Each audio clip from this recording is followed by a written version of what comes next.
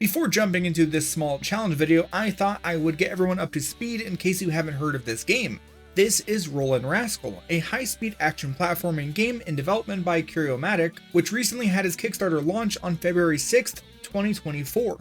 And in 12 hours it got funded. As explained in the opening paragraph, it's meant to be a love letter to high-speed 3D platformers like Sonic the Hedgehog with the dynamic interactivity of Super Mario Bros. While that is quite the lofty pitch, the playable demo is more than enough to prove this new game has some serious potential, and most importantly, it's quite fun. Enough so I thought I would hop in, learn how to play, and attempt to beat the single player level without jumping because why not?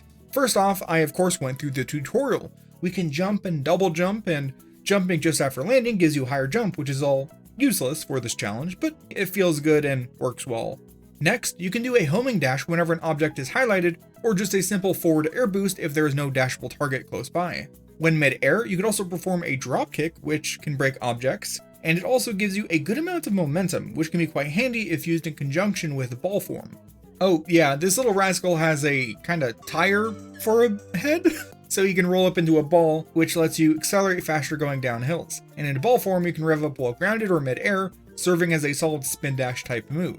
You can also slam down and bounce while in ball form, which is actually tricky because you gain momentum based on the angle of the surface you land on, so you have to be very careful with where you use it.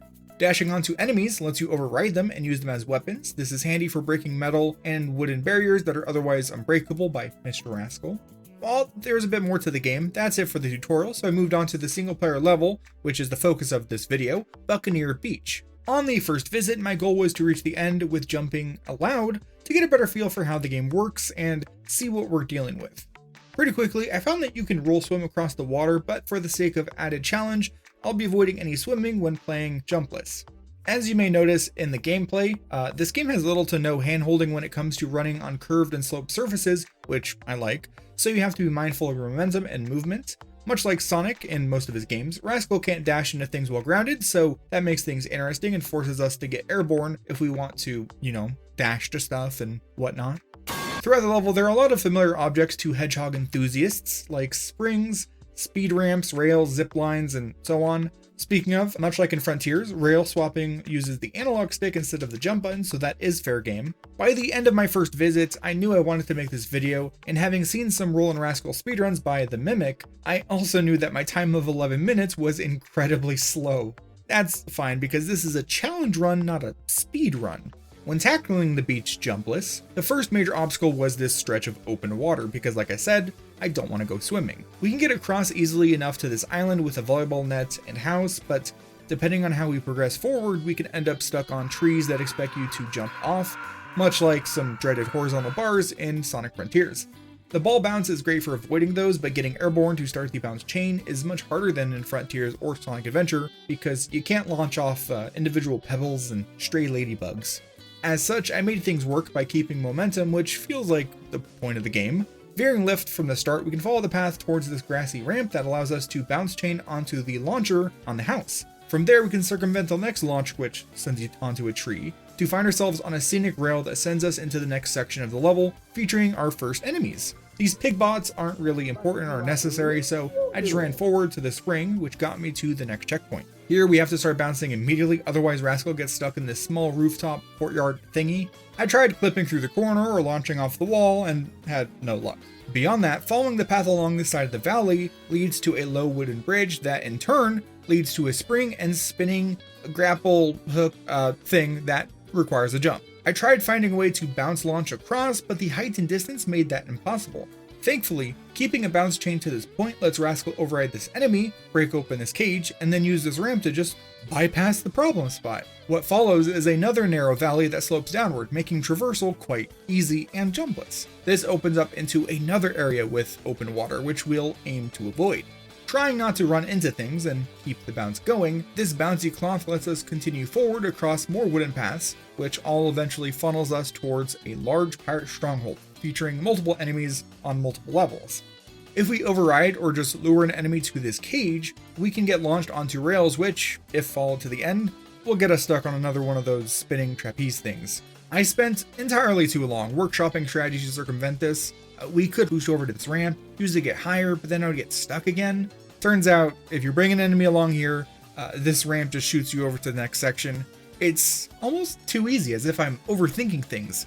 The second to last section of this level has us traversing along various paths with the ocean to our right and scenic waterfalls to our left. If you stick to the right path, you'll eventually get launched onto another one of those tree spinners. So to avoid this, you just gotta keep the bounce chain going till this part where we can just bounce past, but I had trouble with that because a blessing and curse to this game is that it's kinda hard to follow the exact same path on each attempt, as your momentum and angle can greatly vary where you end up from a given ramp or ledge, so I was kind of making things up as I went each time, which resulted in a lot of silly deaths. Thankfully, there are infinite retries, something I hope remains true in the eventual full game.